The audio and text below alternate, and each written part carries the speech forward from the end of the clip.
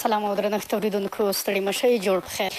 د پیل خبر ده چې سعودي عربستان په طالبانو غږ کړی چې له جګړو لاس واخلي او د سولې لار خپله کړي.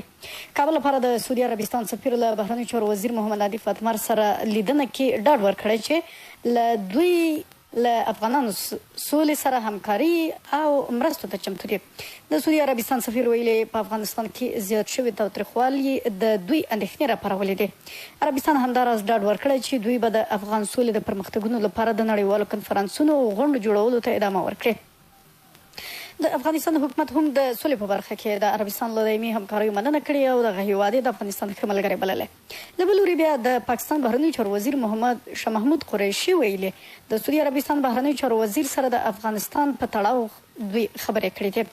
قریشي د ډیرو جزئیات ورکولو پرته ویلي افغانستان کې وضعیت بدلیدونکی دی، جګړه شدیده شوې، نو له همدې امله سعودي عربستان او پاکستان په دې منځ کې پر شته خنډونو او فرصتونو خبرې کړې دي.